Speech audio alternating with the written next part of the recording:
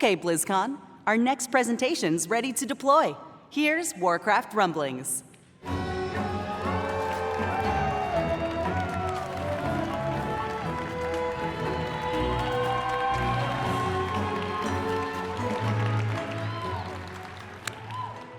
All right, hello, welcome to Warcraft Rumblings. Also, welcome again to BlizzCon 2023. I'm Tom Chilton, I'm the game director of Warcraft Rumble. Today we're going to do a deep dive into what Warcraft Rumble is, some of its history, and of course, what's coming next.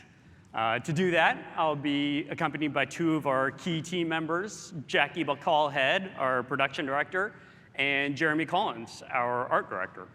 But before we get started, since there might be some folks in the audience that are new to Rumble, pretty easy to be new to a game that just came out, we'd like to kick the presentation off with a montage of videos that just kind of quickly showcases a little bit about what this game is about, some of its history, some of the gameplay feels.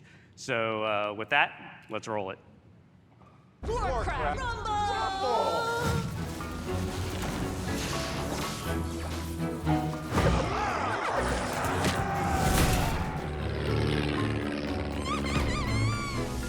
It's a action strategy game that takes place in the basement of the Hearthstone Tavern. Originally constructed by gnomes, the machine prints miniature toy versions of the iconic heroes of Warcraft in a specialized mold chamber deep in the guts of the machine. A massive, overarching experience. We've managed to add more zones to it and more experiences for players to enjoy. The player's base is down at the very bottom here, and you're going to make your way up and try to take out the boss at the top. We've got ourselves a meeting stone on the left and a tower on the right. And then we have these gold nodes. And the gold nodes can be harvested by mining units in order to collect gold, which is sort of your core resource for deploying units. YOLO! It's do or die here, YOLO folks. It's do or die. Yeah, the sappers. Woo! Joyful chaos, folks. That's joyful chaos right there. Enjoy the joy. Enjoy the chaos. The chaos, it never ends!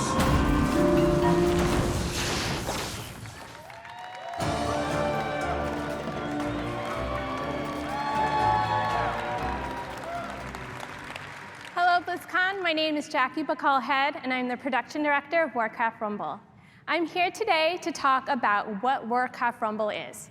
So as you can see from the video we just watched, Warcraft Rumble is all the things.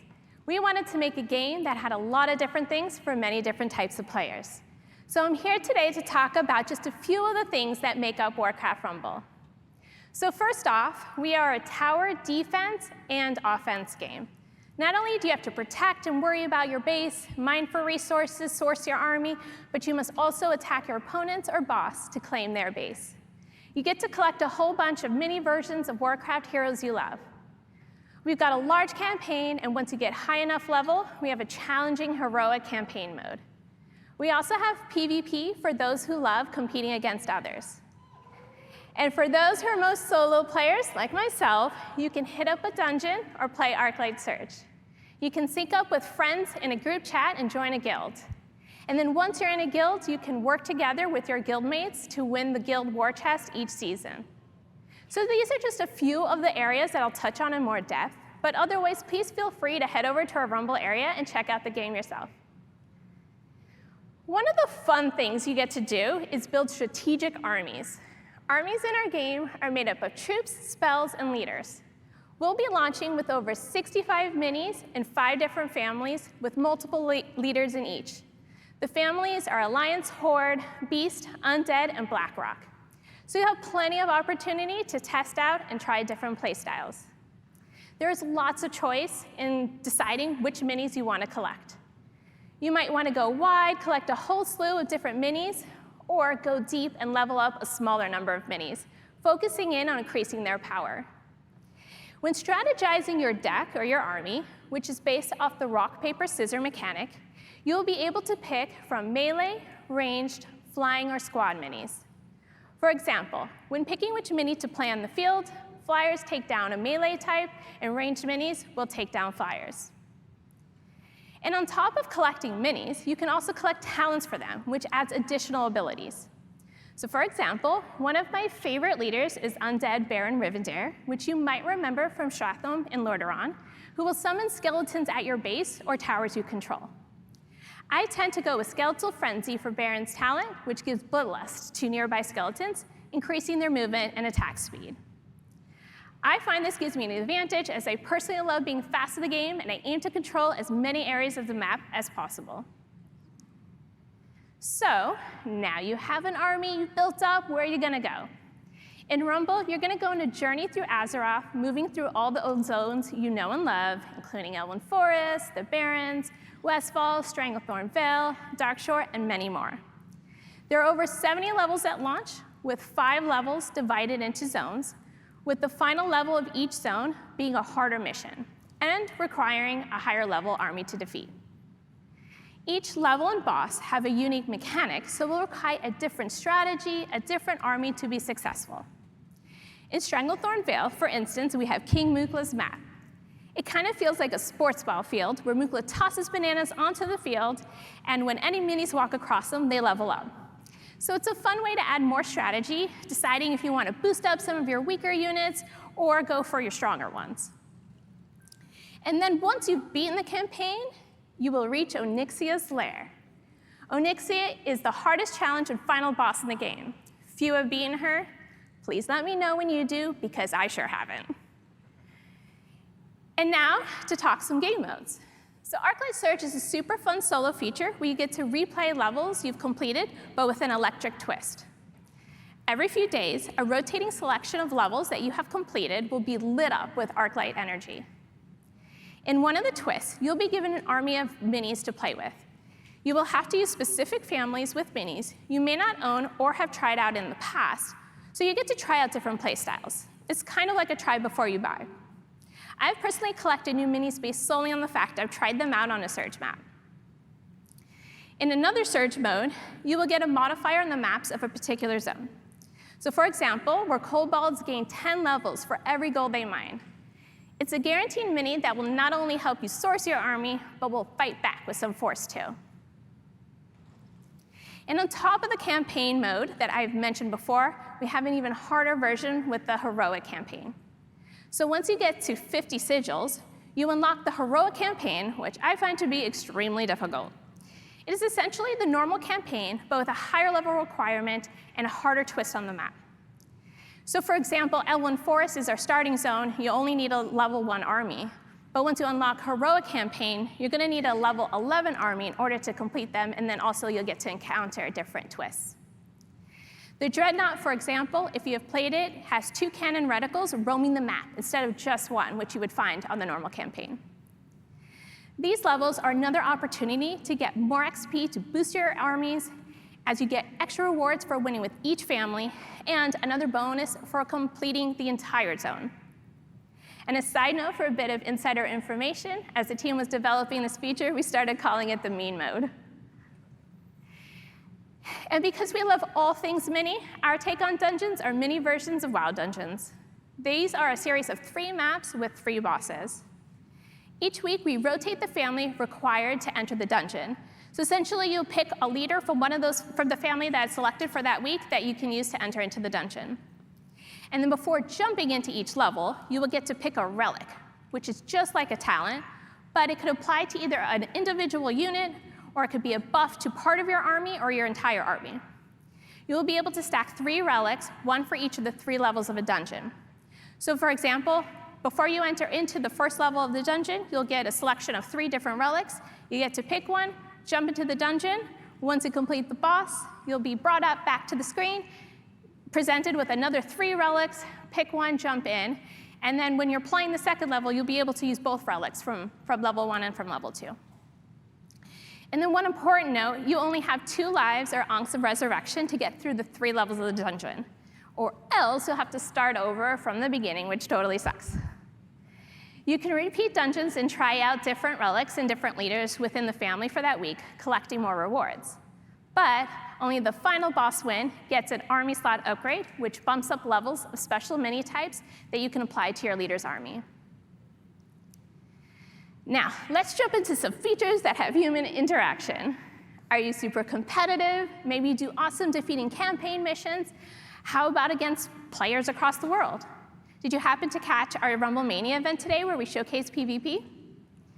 In our PvP mode, we match you up 1v1 according to your rank. And as you get better and better, climb the ladder, you will play against harder and harder opponents. Our seasons are 6 weeks long, each with a different tower, map, and map modifier.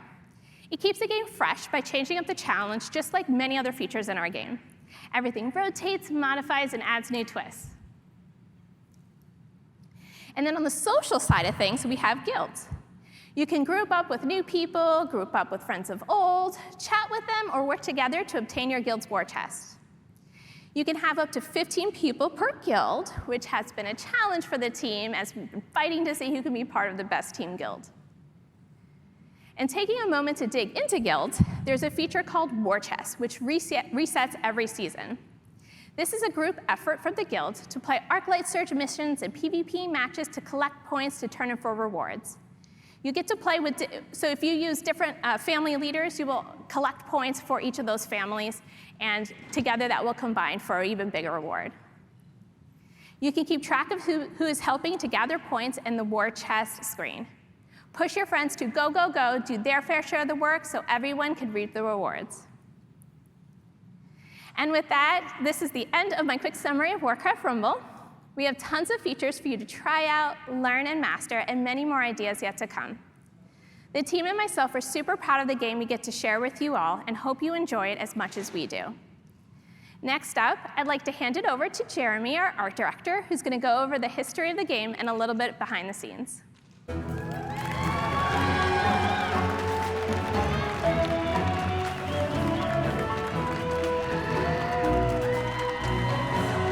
What's up, BlizzCon? What's going on? Hey, everybody. Thanks, Jackie. What's up, everybody? I'm here to chat a little bit about discovering the art style and gameplay of Warcraft Rumble, and a little bit about the team who kind of put it all together. Warcraft Rumble, like many game projects, began with an idea. What if we could make a game that miniaturized Azeroth into an experience that celebrated the epic majesty of the Warcraft universe and the fun moment-to-moment gameplay of modern mobile games? Making RTSs has always kind of been part of Blizzard's DNA, stretching all the way back 1994. Some of you may have not even been born back then. Orcs and humans. The strategy genre has been evolving ever since then, and we wanted to evolve with it. Tabletop war games were a very big early influence, as were physical board games, like those childhood games that you had that had components of dimensionality to them, where, you know, instead of it just being a little wooden cylinder, you're actually picking up the object, molded out of plastic or something like that. Games that had pieces you could pick up and that weren't flat cardboard representations of a thing, but the thing itself. As you can see on the side screens here, we started with digital pencil and paper, often scrawling out those ideas in notebooks or on whiteboards at the studio. In those early days, the goal was really just to lay out all the ideas on the table and then start sifting through those choices that would support Rumble's core gameplay loop. But before we get too deep into making the game, most importantly, I wanted to introduce you to the talented artisans that have helped create Rumble, and let's take a short trip down memory lane with me. So here's the team. The original, some of them in the audience today.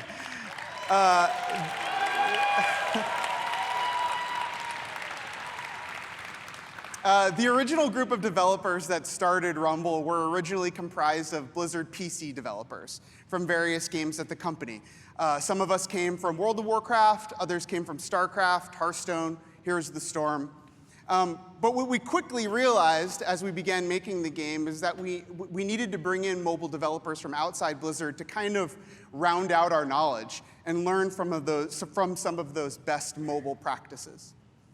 These developers educated us in so many ways on what mobile development looked like from the inside out, and it was incredibly helpful to the team to have those developers join us. You don't know what you don't know until you get the experience brought in to teach you about it. So we all shared that one thing in common, though. The team was all united by our love and passion for mobile games. I think we all remember that one magical summer where we were all chasing around cute little magical creatures all over our local neighborhoods, our team truly believes that mobile games can create incredible and compelling gaming experiences, and that has fueled us as we launch Rumble towards the rest of the world. And lastly, and probably most importantly, we're all bound together by our love of Warcraft. Some of the earliest developers, including myself and our game director, Tom, who you just saw a little while ago, had already contributed to the world of Warcraft in significant ways already, and all of us were already huge fans of Warcraft going into this experience. As a little kind of fun fact, my parents bought me, the Warcraft 2 battle chest for getting good grades in school. My dad was like a die-hard Mac guy, and so we didn't have a PC growing up, which basically equated to me not being able to play PC games at all. But thankfully, in those days, Blizzard ported everything to Mac, and so I was basically able to kind of grow up loving the game worlds of Azeroth, loving Warcraft, and copying the drawings out of the manuals, and it kind of began my love of art. Being able to kind of contribute back to Warcraft, the Warcraft universe in general, has been a really incredible experience. And while we've grown as a team throughout the years, it still feels very much like those early days in many ways, when we were all just a couple of us sitting in a little room in the back of Blizzard Entertainment working on a game prototype. For our early prototypes of the game, we used Warcraft 3 and WoW models and animations and VFX as substitutes for final art. We do this to save time while we're developing the art style, including characters and environments, but we need to stand things up really, really quickly, so we use assets that we have to kind of find the fun inside of the game. Early art experimentations had the entire play surface carved out of all wood or molded from a single piece of plastic. This became a little bit problematic because it was a bit too much of a limited palette to deal with and how large we wanted to make our campaign. We knew we wanted a giant PvE campaign, and if everything was made out of wood or everything was made out of molded plastic, it loses some of its specialness. And so in this kind of first video here, we experimented with a 45-degree camera instead of the vertical camera that we ended up landing on for the game. You can see here in the art style how a lot of the old look of the game leveraged the more kind of hand-painted World of Warcraft look before we adopted as a team what's called a PBR, or a physically based rendering pipeline. And that's just a fancy way of basically saying that materials have their actual real-world physical properties kind of added to them: shininess, metalness, etc. Also, the 45-degree camera kind of limits how much gameplay can be on the screen at any one given time. The top left and bottom right corners are filled up with set dressing, and we really wanted to make sure the gameplay was front and center with the camera for the game. In this second example, you can see the old style of our orc and some of our older inventory screen iteration that felt a little bit more like boxed toys on a shelf. The older character design style was a level of detail higher than what we ended up landing on, but we learned a lot about the style and tone of the game from these early tests. And lastly, we experimented with kind of like a medieval style 3D world map, which, if you're a child of the 90s like I was, may have been inspired by a certain game from your childhood where you had to race against a timer to put little different shaped blocks into their corresponding slots, and if you didn't do it in the timer, they would spray back at your face. We took a little bit of inspiration from that for this map. This was the all-wood exploration of the game board, which was a test of really just how many orcs we could populate on the screen at any one given time, and the answer is a lot. We were able to get a lot of orcs on the screen. This was, interesting for us to see for the first time our 3D units kind of marching around a map. And this was our first iteration of mini deploys, which we knew we wanted something fun that really kind of lended to the physical nature of toys. That's an art pillar of ours on the Warcraft Rumble team, but why not slamming them onto the game board? Wasn't that really fun? So these were kind of the first initial tests of that, basically. We actually do a lot of employing what are called smear frames in the animation of Warcraft Rumble. And that's because there's no motion blur in the game. We simulate motion blur by stretching out the characters so that when in fast movements, your eye kind of connects the different frames together and it becomes one smooth animation without the need for motion blur inside the scene. Smearing the geometry of our minis basically allows us to kind of fake that blur by stretching the model out. One of the first things the artist did on the project was what we do best at Blizzard, which, well, we made a bunch of orcs. Orcs were the palette by which we painted. We played with silhouettes and character proportions. We knew we wanted to have a top-down game, and that the detail would mainly be focused in the top third of the characters, because when you're playing in the gameplay, you're looking down on top of them most of the time. But we needed to balance that level of detail out quite a bit. These early animation tests that were done were kind of like tests to carve out who the personalities of the different characters were. We always knew we wanted to be very stylized because of the platform we're heading to. Mobile games, you could be outside, you could be inside. We wanted to make sure there was a really clear read on the characters very, very quickly. And we learned what we didn't like. Certain proportions felt truer to Warcraft orcs, and we didn't want to change that. I mean, we could not get rid of the massive shoulder pads. This is like endemic to the Warcraft art style. The game really needed to feel authentically Warcraft, but viewed through the lens of a mobile phone screen. Kind of familiar, but new. Since we knew we were going to be a top-down camera game, we put a lot of effort into the design of the top third of those characters. And that's where kind of color blocking comes in. We kept the color blocking for our characters, which is basically just like the overall local color of the character, very simple, to 2 or 3 colors for quick and easy gameplay reads from our top-down camera angle. One of the main pillars of the look and feel of Warcraft Rumble is tactility. So much of the Warcraft art style is about that kind of handcrafted imperfection. We wanted to make a game that very much felt like a living piece of Azeroth, where the materials of the game felt real in their representation, but also captured the kind of over-the-top personalities of some of Azeroth's famous and infamous characters. Here's our earliest iteration of the orcs. These are some of those early animation tests I was talking about. You can see there's a lot of different proportion attempts, a lot of different styles being represented here. This was us trying to find out what proportions work best for us. My background is in character animation. I came to Blizzard after working for about a decade on feature animated films in Los Angeles. And so these early art style examples began with motion for me, because that's what I know really well. But the other early artists on the project were encouraged to explore in whatever medium they felt most comfortable with. And as you can see, we got some pretty varied results. So let's talk a little bit about environment art. So for the environment team, trees and Elwyn were their orc. We needed to figure out what the style of the environments were going to look like, and we needed to do lots of visual exploration around shapes with strong, recognizable silhouettes, but with an additional kind of toy touch. A lot of our environmental assets are built like toys, with seams where the branches of the trees meet with trunks. We wanted to make it feel like not only were the characters toys, but the environment that they lived in were also toy playsets. And we wanted to impart some of that manufacturing process of toys into the actual final models in our game. And so that's really cool for us. Everything in Azeroth has character, and we wanted to make sure it wasn't just the characters that had character, but the environments themselves were a character in their own. The same thing is true for the UI of our game as well. Getting our mini representation down for both environments and characters was really essential to kind of understanding the art style of what we were creating.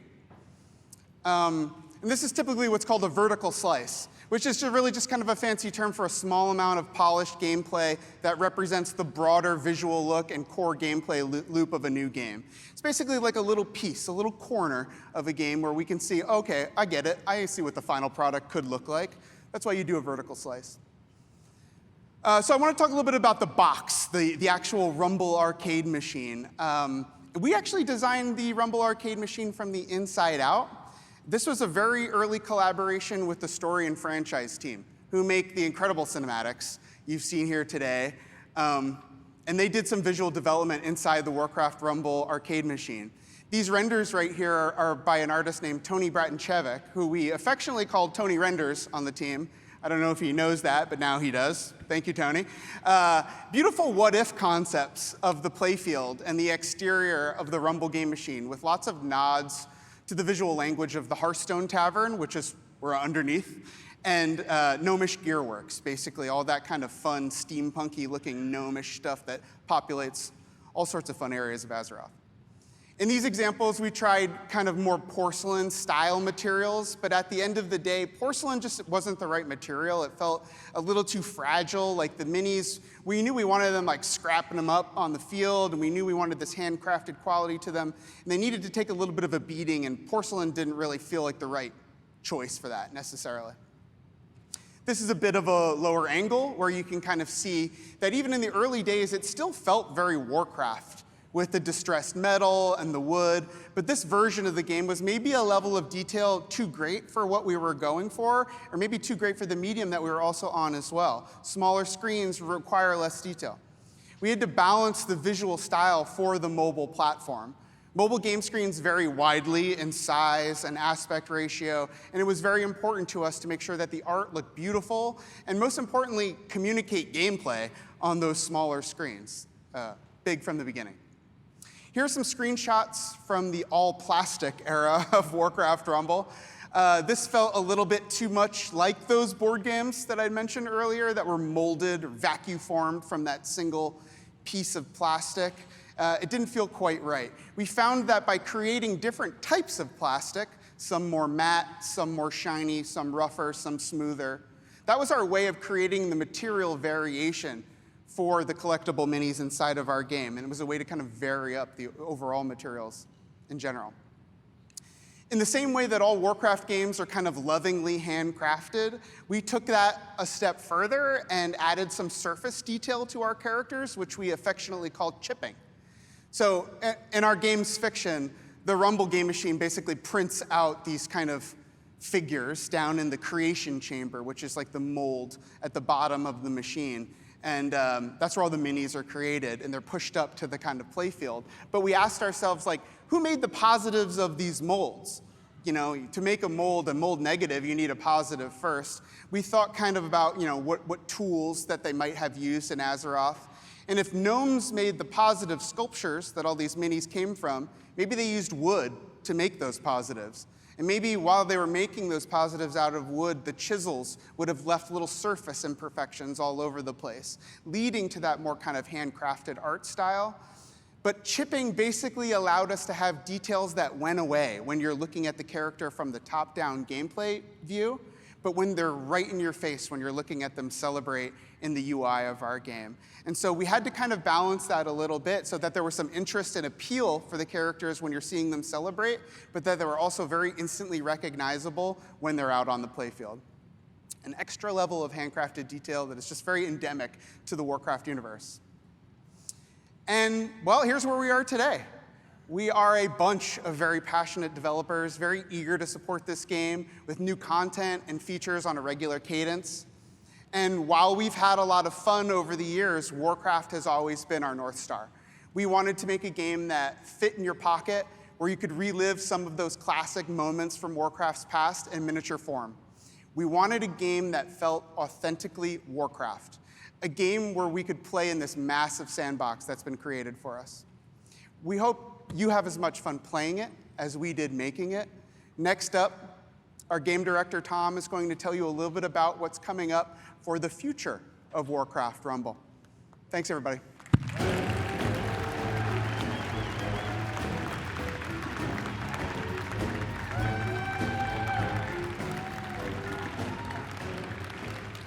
Thanks again.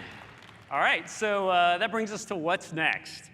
And it should come as no surprise that we have a ton of new content, new features that we're currently either experimenting with or in production on. We thought it would be fun to give a preview of what the current roadmap looks like. However, it's worth keeping in mind that, you know, as all of you play the game and you develop opinions about what should come next, seems like that happens with some of you, we expect that things in the roadmap will change to account for your feedback. Believe it or not, I still hear about the dance studio in World of Warcraft that we talked about back around BlizzCon 2007 or so. But maybe it'll come next year, right? Who knows? So, you know, if we're all together again next time and something in here hasn't happened, just remember this fantastic disclaimer. But with that said, let's take a look at what the current plan is. All right, so this is a high-level view of some of the big beats that we're working on. For starters, we're going to cover new seasonal content.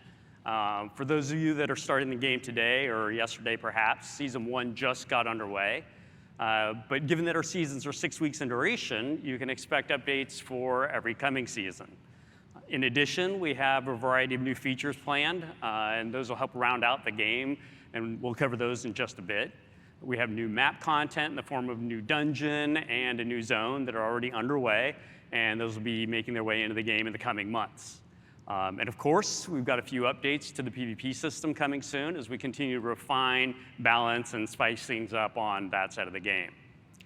All right, so with a high-level look covered, let's talk about the seasons. Now, that, of course, starts with Sylvanas. As I noted a few moments ago, Sylvanas has been introduced as a new undead leader for Season 1. Sylvanas features a rapid-fire single-target attack that deals physical damage. And of course, given that Sylvanas is the Banshee Queen, it's only properly natural, or unnatural, I guess, that once she dies, she's not really dead. She turns into a Banshee and then attempts to possess the nearest enemy unit.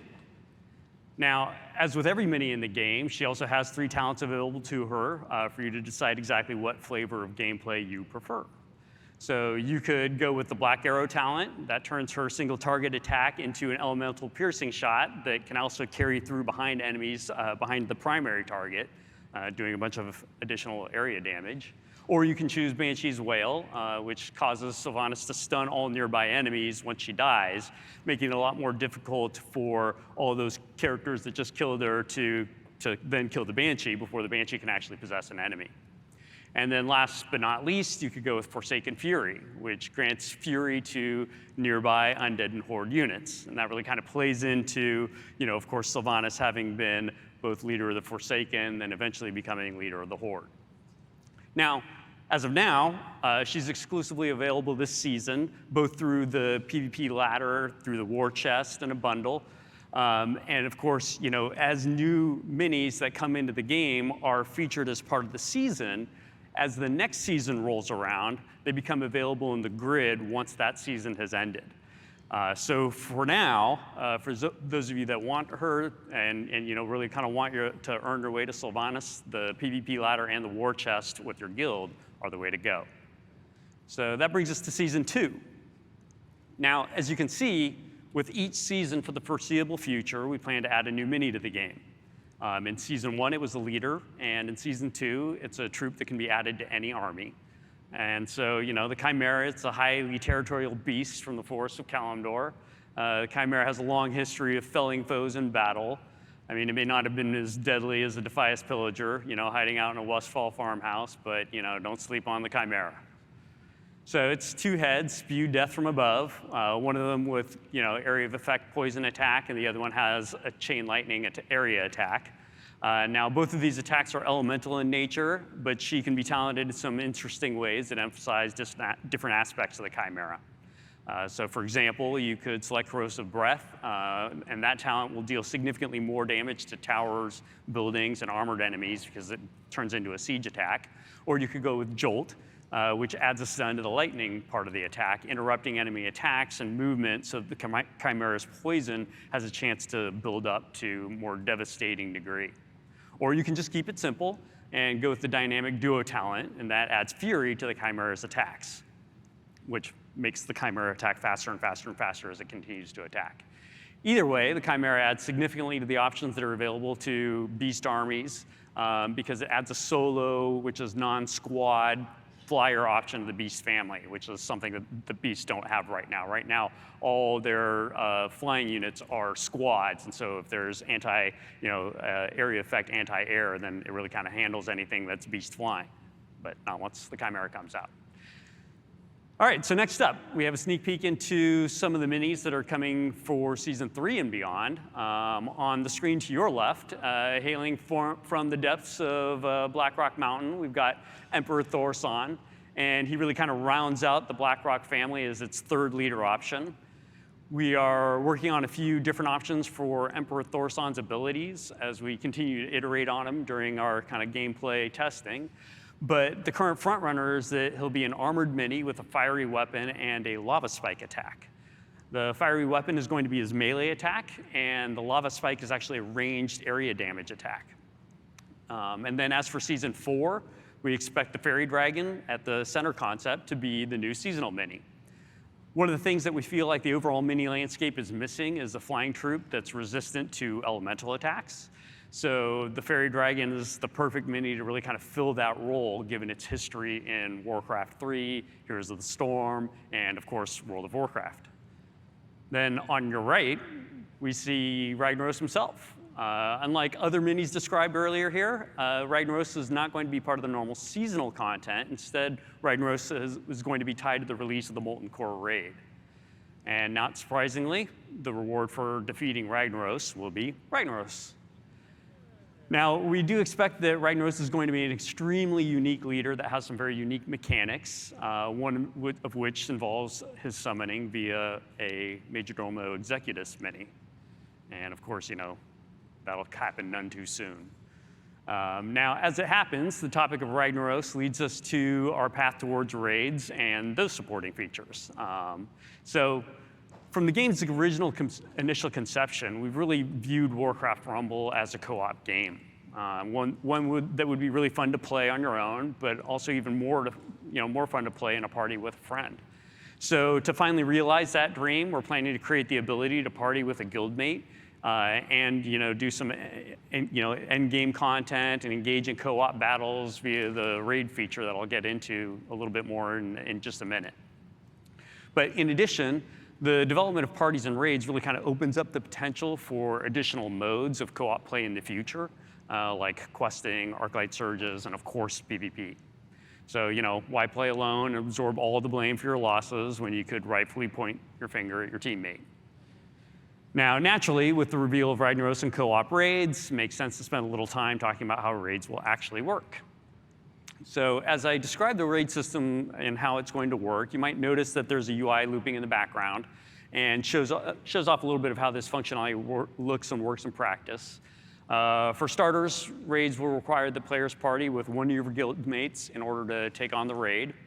And if it takes 3 or maybe even 5 gigantic monitors to get the full effect of a 40-person raid in World of Warcraft, then partying with one mighty guildie is the pocket-sized equivalent. As you enter the raid UI, you might notice that the Molten Core will be split up into 3 wings and then a final boss encounter. Each wing is going to host 2 of the raid's bosses, and each one of those comes with a unique reward. We currently expect the first wing of the Molten Core to begin at level 26, the second wing at level 27, and so on. Then raids will be available for a limited time each season. As more raids are introduced, then they're going to come back into cycle in a similar way that the dungeons work right now. However, during any given raid cycle, you're going to want to consider what leaders to bring to which raid encounter. Not only do you want to pair an effective leader against a particular encounter that you're facing, but in the long run, you're also going to want to think about which leader matches up best against the different encounters. And this is because once a leader defeats a raid boss successfully, it's going to get locked to that map for that raid cycle. So early on in your Molten Core adventures, this won't be much of a hurdle because you're probably just going to be using your best army to kind of learn the encounters and learn to beat the early encounters. And then later on during future raid cycles, once you're getting to the point where you can take them all down, then you'll start to more specifically plan which leader you want to use versus which boss. So with the raid system described in a little bit of detail, let's jump into the first wing of the Molten Core.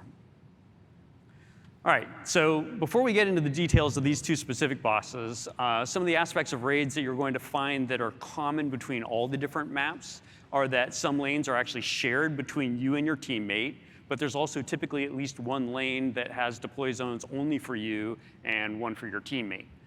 So there's some crossover in some areas, but in other areas, it's really up to you to handle what's happening in that lane. In addition, all gold income is shared by both players, or actually given to both players. So as you mine gold, capture chests, etc., you're both going to reap the rewards, reap the benefits. There's no need to race your guildmate to the nearest treasure chest or gold node or anything like that. You can do whatever benefits the team the most. So now onto the specific maps themselves. The Luciferon encounter features 2 Dominator Lieutenants. It's those big flame wakers that you see on that left map there. The Dominator lieutenants mind control the first enemy unit that enters their massive area of control. So be careful about what minis you send toward them. One of the main challenges here is to figure out how to bring the Dominators down effectively. The moment the mini that they've taken control of is killed, then another one is immediately dominated. So, for example, one might think that sending an entire coop of chickens at the Dominator to tank it while a sneaky Worgen, stabs the Dominator from the back is a clever strategy, but that all falls apart the moment the first chicken is dominated, is immediately murdered by all of its angry chicken brethren, causing the Dominator to then turn around and take over that Worgen that you thought was going to be doing a great job doing stabby in the back of the Dominator. So you're going to have to consider sacrificing a mini that has a little bit of survivability to a Dominator so it doesn't go down too quickly. So maybe Footmen, perhaps, for example. Also, keep in mind that while these Dominators don't respawn quickly, there are new ones that are summoned at various points in the battle. So that brings us to Magmadar. Now, Magmadar, the deadliest of dogs, for him, you're going to have to deal with a trio of ancient core hounds before you can actually do much to Magmadar himself. You can expect to have to bring down the ancient core hounds within a short time of each other, fittingly enough, because they resurrect each other when one falls in true core hound fashion. So make sure you bring a mighty death ball on your way to Magmadar. Otherwise, the ancient core hounds are just going to keep respawning before you get much done to Magmadar. It's definitely not the best plan to try to chip away at Magmadar while trickling in some sort of half-hearted death ball. We demand a passionate death ball here. Only that will do. So that brings us to wing number 2. Now, on wing number 2, Gehenna and Shazra and the Gar encounter reside.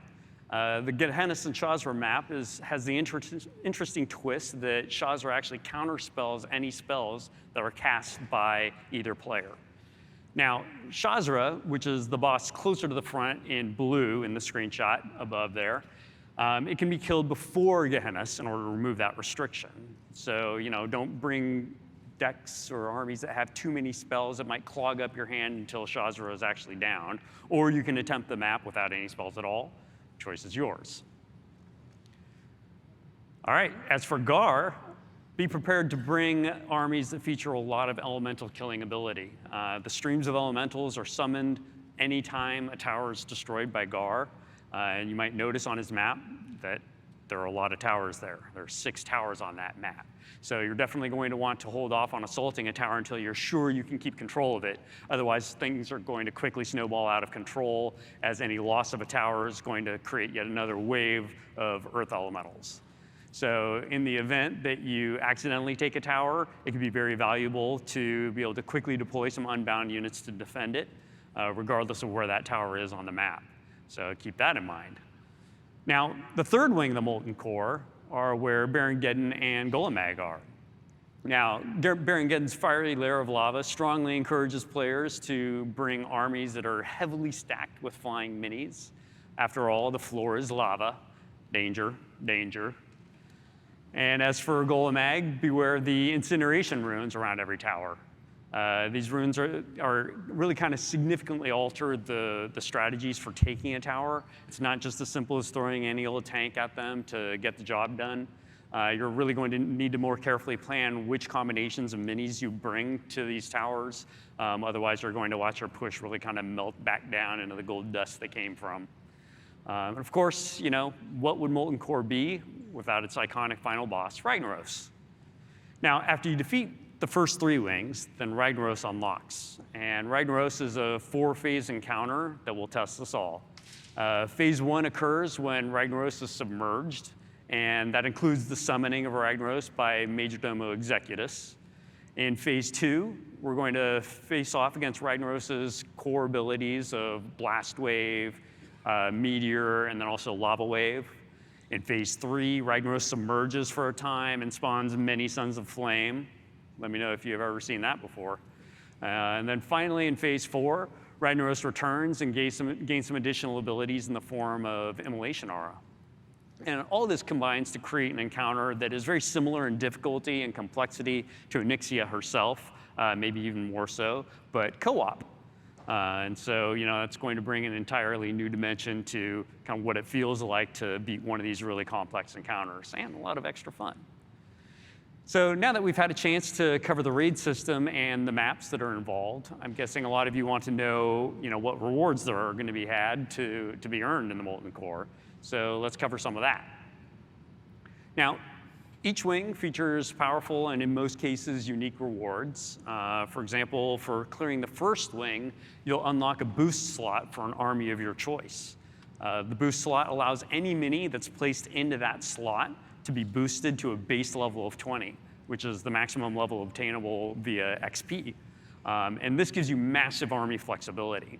If you want to try out a mini you don't normally use, no problem. If you just bought a new mini from the grid and you haven't leveled it up yet, no problem. Just slot them into that slot and have fun. Gives you massive amount of flexibility for really kind of playing around with different army compositions.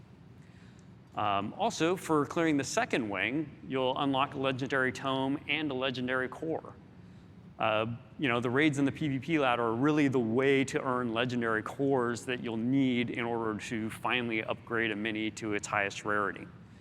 In addition, for every 2 raid bosses that you bring down, you're going to earn some Valor, and you can use that Valor to upgrade one of your gold army slots that you earn via the dungeons up to a platinum slot. And then, of course, for the final reward, as I already mentioned, you're going to be able to unlock the Ragnaros leader and earn additional star points for defeating Ragnaros, and increases rarity up from uncommon to rare, eventually epic, legendary, etc. So prepare some subtle but effective ways to tell your favorite guildmate to stop standing in the fire so you can get more cores from the Molten Core. All right, so with raids covered, let's move on and talk about some of the new Dungeon and Zone content that's coming on the near horizon. Now, as you might expect, we have some new challenges in store for you as we introduce one of WoW Classic's most iconic dungeons, Scholomance. Scholomance features 3 of the most memorable bosses from that dungeon. We have Jandis Barov, Rattlegore, and of course, Darkmaster Gandling. As you build an army that's designed to take these encounters on, you're going to want to prepare for Jandis and her ability to clone herself, Rattlegore's endless waves of graveyard spawns, and Darkmaster Gandling's propensity to teleport your army into rooms full of enemies. Gandling's rooms feature different groups of enemies that you're going to want to strategize around and make sure you're prepared to handle for any of the minis that get sent into those rooms. You wouldn't want to, get the wrong mini trapped in the wrong place. It'd feel a little bit too much like what happened a lot to our guild in Classic WoW. So keep your eyes open for the introduction of Scholomance and one of these content updates that's coming in the coming months. Now, as we continue to add new content for dungeons, we also wouldn't want to forget about the final Kalimdor zone. Moonglade is going to come into the game as the final zone of the campaign, at least for now. It'll come after Blackrock Mountain. And we have 5 maps that are in progress for the zone, with both normal and heroic versions, of course. The bosses that we're featuring for the zone are Brightwing, Fairy Dragon, a pair of Druids, one of the Claw and one of the Talon. We've got Brumaron and Ysera, and also Cenarius. And so the normal version of Moonglade is actually going to range from level 16 to 17, and that's going to put the heroic version starting at level 26 and ranging up to 27. So with a lot of the new PvE content covered, let's actually move on to our next topic, which is PvP. Now, we've got a handful of updates and improvements that are in store for PvP that we'd like to cover today. For starters, we're updating the seasonal rotation system to actually randomize which map gets selected on a per map, per battle basis, rather than featuring the same map for an entire season. In addition, we're adding a new modifier category to replace the current map category that signifies which map lasts for the entire season, and that's going to be in the form of the Siege category. The Siege category features a few new modifiers that are cycled on a bi-weekly basis.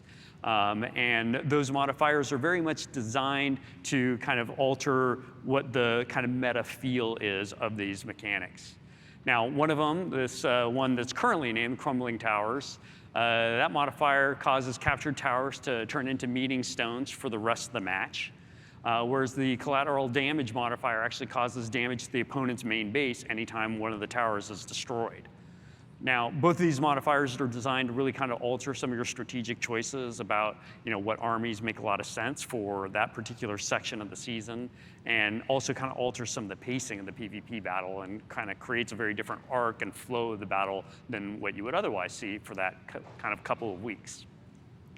Now, for instance, the collateral damage modifier really helps emphasize map control, and it diminishes strategies that are based around focusing attacks toward an enemy's base exclusively. Those of you who did a lot of that in beta and soft launch, you know who you are. In addition, changes to the cycling of maps and introduction of new modifiers. We're also in the process of adding global leaderboards. So that's to support the PvP community and their never-ending quest to know who the best of the best are. Now, along with these updates to the PvP system, we actually have a feature in store that a lot of players have been asking for a long time now.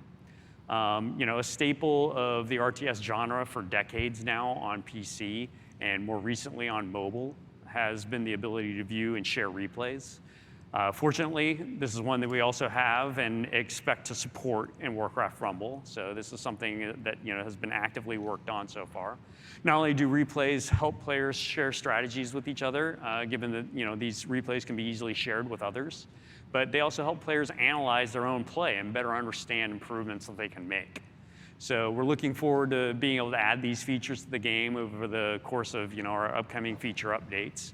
And those will really kind of roll out over the course of the next year or so. So having discussed some of the new content and the features that are coming to the game, it's time to kind of circle back to some of the cosmetic collectibles that we've been working on. Each 6-week season actually will feature the ability to collect new cosmetic items via the war chest and also via the PvP ladder. In our current rotation, every other season is going to feature a tower skin as one of the war chest cosmetics.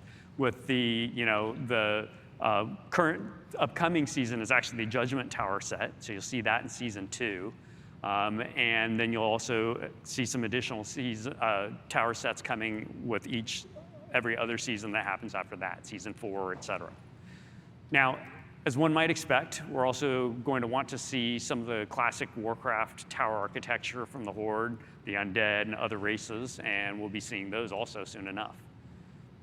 Then to go along with the tower skins, we also have a ton of new emotes in the pipeline. In our current plans, the new emotes will be added to the PvP ladder each season. And every other season, there's also going to be an additional emote in the war chest. Now, maybe not surprisingly, the overriding focus for emotes is actually to just create emotes that feel really fun and expressive of the characters that are in question. In the middle screen behind me, you can see some of the new emotes that we're planning to introduce soon, whether it's the Mecha Kobold, Garrick Padfoot flexing his favorite tattoo of himself, Murloc's Mighty War Gargle, Safe Pilot meme, Board Nixia, Steaming Pile of Reek. You can expect a emote for every occasion. Now, that actually brings us to our final type of cosmetic, which is our first foray into skins for characters within the game. And we're going to be starting off with the Lowly Kobold, since that's a mini that everybody has right from the start of the game's earliest moments. And to do that, we're guessing that a lot of players would enjoy having the ability to theme their Kobold along the lines of the primary families of the game. And so we'll be making the family-themed Kobolds available for collection soon. And of course, as we continue our additions of new content, we're also going to be exploring ideas like leader skins. But that's a story for another day, so stay tuned for that. So that really kind of concludes our look into Warcraft Rumble, its history, and what's coming on the near horizon. We honestly couldn't be more excited for everyone to get their hands on the game, and we'd especially like to thank everybody here for joining us here today. If you haven't had a chance to check out the Warcraft Rumble area yet, it's over there in the Warcraft section of the convention. Have yourselves a great time with the game itself, photo ops, and of course community events. And more than anything else, I'd like to thank you again and just say good luck with all your rumbling. So thank you all.